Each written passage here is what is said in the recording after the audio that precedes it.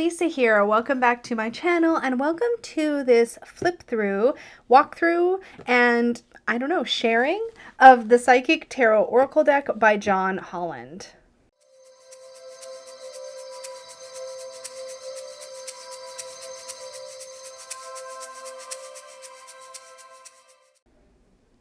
So confession time, the deck's not in the box. This is just a prop. I did already actually pick out a divided Peggy bag for this deck and it was such a good fit. I had to jump on it. So I have the pocket in, oh, what happened there? Oh yeah, this one has marked pages. I have the guidebook in one pocket and the deck in the other. This was a hand-me-down I got from Danny over at Danny Mystic. She passed this along to me and I'm so glad that she did, because this is actually really fun. She passed me this one and the Psychic Tarot for the Heart, which I had a pretty failed deck mod on, and I didn't like as much as this one, so I might share that at some point, particularly if we ever talk about deck mods, maybe on 3 Fat Readers again, because she'll probably appreciate seeing the absolute disaster that modification was. But really excited to get into these cards. I love that Danny has pre-tabbed the guidebook, which I really appreciate because she used color-coded sticky notes, and that's important because this deck plays with the elemental colors in a way that I'm not so fond of, but that's okay. We're going to get into it. So the deck itself, now I have modified it, but only a little bit. In fact, hopefully you can barely tell because I trimmed just the tiniest bit off all 4 sides, which I did mostly to get rid of the gilding because the gilding just bothered me. And I didn't really want to mess with it otherwise. I may eventually edge the sides of the cards in something probably black or purple. I don't know. But I mean, look at this matchup with the bag and the deck. Like, I had to snag that Peggy bag for it. So let's get into the cards. See if I can move things so that they're not in my way, but still showing because I want pretty things. Okay, we can do this. Let's put this in the middle and I'm going to zoom us in. We're going to take a look at the cards. Where's the middle? I think it's there. Okay. Okay, so this deck is essentially, it calls itself the Psychic Tarot Oracle deck because it's not quite a tarot, which is why they have to call it an oracle. At least that's my understanding. So if you took a tarot deck and you took out the court cards and then you stopped the minor arcana at the number 9 and you added a set of chakra cards, that's basically what the Psychic Tarot Oracle deck is. It's either 9 or 10 on the minors. I think it's 9. I think 9 is the last. Yeah, 9 is the last card of every suit. Otherwise, it lines up pretty well with the tarot. I do think it's better to kind of look at it as its own thing in a way, but I know that lots of psychic readers love working with this deck. It's very straightforward. It reminds me a lot of the Osho Zen Tarot in the sense that I feel like it's very easy to sort of pick it up and start working with it, partly because of the keywords. Now, you'll notice because of my trim job, I believe some of the letters got cut off. Oh, maybe not. Maybe, oh no, that was in the other one that I massacred. But anyways, this one still looks good. So let's flip through. So new beginning 0, very Fool energy there. I love that she's walking out this door across this like empty space and you can see the earth below. Like, it's very like trust, faith. Love that. Awareness instead of the Magician. Oops. Intuition rather than the High Priestess. Fertility rather than the Empress. And I also love that she's not visibly pregnant. So the concept of fertility doesn't apply just to like making actual physical babies. And I think it's important to have representations of Empressy energy or fertile energy that doesn't have to do with actual baby making, because not everybody wants to make babies, can make babies, or resonates with making babies. So I love this. I really do love that. I love that like egg of light around her as well. Authority instead of the Emperor works really well. Wisdom rather than the Hierophant. I absolutely love that he's holding some kind of book. So you get that idea of tradition. You get the idea that he is like a spiritual leader, but you don't get this sense of dogma necessarily the same way. I also love that he does have an adorable little puppy next to him. Super cute. Harmony instead of the Lovers. Triumph rather than the Chariot. Love this power card. And there's another deck, I believe it's the Light Seers Tarot, yes, that has the lion as part of the person in the card. And I really enjoy that depiction of strength. So I really enjoy that. Solitude rather than the hermit. I love that she's got a book. You get this idea of reflection and self-study. Destiny rather than the Wheel of Fortune. Balance rather than justice. And I like that all 4 elemental tools are here. Sacrifice rather than the Hanged Man. Transformation rather than death. I love that she's got these butterfly wings behind her, but she also does look like she could be experiencing physical death. Also, I thought for a long time when I saw this that she was holding a like a blanket, but if you look closer, there's an eye here, and it's almost like she's cracking out of her physical body to move on into the spiritual world, which is really a potent image. Patience rather than temperance. This is an interesting keyword for this card because I usually see patience in the Hanged Man, and you can start to see some of the divergences from more traditional tarot in cards like this, where they kind of go their own way. Temptation rather than the devil. Disruption rather than the Tower. Hope versus Star. Shadow versus Moon. Light instead of the sun. Truth instead of judgment. I really enjoy this card. There's just, you can tell that she's being weighed against something. You're getting a really interesting perspective into scales. So it's kind of that idea of like the soul against the feather of Mott.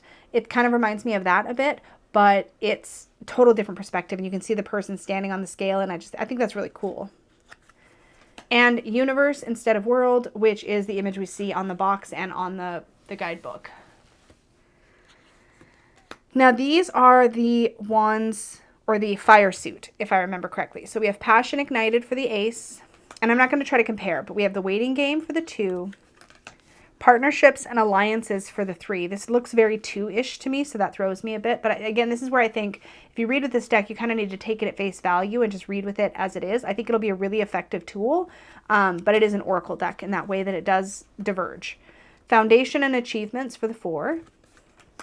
Obstacles and challenges for the 5. This is such a great visual. This is one of the most memorable cards from when I first saw this deck, and I love that. Victory and success for the 6. I love how he's tooting his own horn. Get it? He's tooting his own horn? Yeah. Stand your ground for the 7. So powerful, especially because stand your sacred ground is one of my personal sort of associations with the 7 of Wands, so I love that. Accelerated motion for the 8. And spiritual strength for the 9. And then it stops. And now we're on to, guessing this is the air suit. Yeah, this is the air suit. So triumphant success for the ace. Very Ace of Swordsy though. I mean, like, mental conflict for the 2. Heartache and loss for the 3. Rest and rejuvenate for the 4. I don't know why I have to keep putting my finger there. It's such a bad habit. I'm sorry. It's probably annoying some of you. Conflict and defeat for the 5. And the artwork is really lovely. Moving on for the 6. Deception and envy for the 7. I love that he's in green and there's a green background. Trapped in fear for the 8. Suffering in silence for the 9. Love begins. So now we're into the cups, or the water suit. I should say water suit because it's not really cups. Spiritual union. Rejoice in celebration. Discontent and boredom. Emotional loss. Memories of love. Choose wisely. Emotional withdrawal. Fulfillment of wishes. I love this like treasure box on the leaf. And now we're into the earthly suit. We have prosperity begins. I love this like acorn into the tree. There's fruit, or I guess pit. That's a peach pit that's growing a peach tree. So yeah, really cool. I love that. I love that you can kind of see the progression and where things are headed when you plant the seed. So it's this idea that, okay, you've planted the seed and this is the imagining and the manifesting of what it's going to become. Movement, choices, and decision. I love that there's like money. There's rings implying like relationship. There's a plant here that represents like growth, like pursuing things, and then the clouds. Recognition and reward. Firm foundation. Financial and material changes. Material and spiritual prosperity. Patience and planning. Positive movement forward. Material harvest. And that's it for the cards. And then we have, well, not for the cards, but for the main suits. And then you have chakra cards, which are simple, and this works for me really well. So we have base chakra or root chakra. Oops. Sacral chakra. Solar plexus chakra. Heart chakra. Throat chakra. And third eye chakra. Finally, we have the crown chakra. Really, really beautiful. Let's zoom out and take another look. We'll take a look at the shuffle. We'll see what the fan is like, all that good stuff. So I did trim this, so it's not entirely perfect, but it's pretty close. I did a good job with measurements and stuff, so I'm pretty happy with that. I really prefer it without the gilding, and I'm looking forward to doing the edging myself. I think there's one card here that's just a little too narrow. Yeah, there it is right there. I can see it. So you can see it doesn't quite hit, but beyond that, like, it's very rare for me to have like a completely perfect trimming job, but this one is pretty good, I have to say. So this came out really beautiful. Let's take a look at the guidebook. We're going to pull one card and see how the guidebook is written. So we have fertility, of course, the one that I was like babbling on and on about. So let's take a look. So in the guidebook you have a table of contents. Let's see. So it gets into the majors, the minors. So physical world is red border. Emotions is green border. They don't even call it by its elements, it doesn't look like. Mental is the indigo border, and spirit is the violet border. And then the 7 chakra cards. Then after that, you get into an intro. And this is a sewn bound book, which is nice. So you get into the intro, how to understand the card structure. And it does call the major arcana and minor arcana. Talks about getting started. There's some spreads here and some information on psychic development. And also some color symbology and some numerological symbology.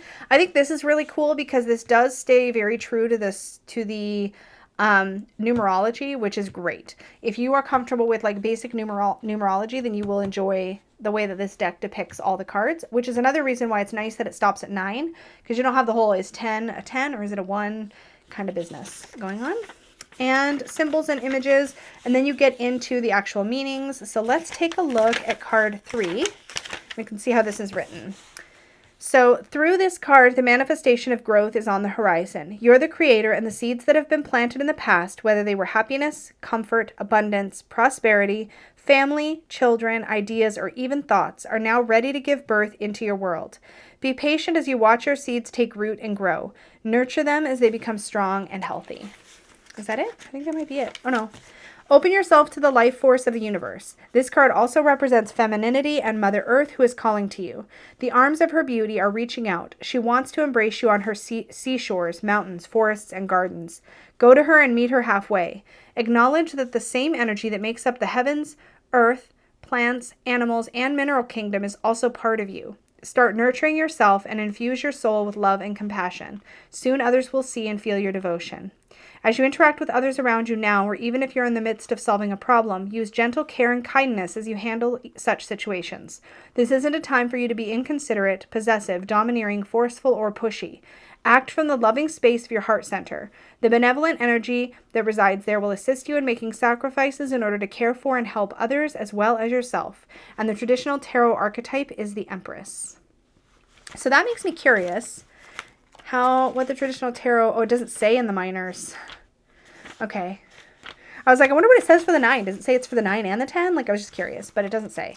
So it says the traditional tarot counterpart in the majors, but not in the minors. So That, my friends, is the Psychic Tarot by John Holland, my modified version. So I love the way the trim came out. I think it's really, really pretty. And this deck is lovely. I think it's a great deck for those who just want to get started with divination without overthinking, without having to learn a whole system. If you just want to dive in with some cards and be able to give readings for yourself, I feel like this is a great deck for that. I do think you have to be cautious about seeing it fully as a tarot, since there is those pieces that are missing. The court cards are missing, the tens are missing. So it may go its own way in a couple different spots. But again, if you just want to get in there and start divining, I think this is a great deck to play with that with. So this is the Psychic Tarot. Thank you so, so much for watching. Please remember to click like if you enjoyed the video, subscribe if you're new here, and don't forget to click the bell so you're notified of my future videos. I will also have a bunch of links in the description box down below with ways that you can support me in the channel, which thank you so, so much for those of you who check that out. I really appreciate it. There are lots of little things that you can do, from subscribing here, joining our Facebook group, checking out my collab channel with Danny and Dustin, 3 Fat Readers, booking a reading with me. All those good things are all helpful and help me to keep doing this thing that I love. So thank you so, so much. Remember to be kind to yourself, and may your magic always shine from the inside out. Bye, guys.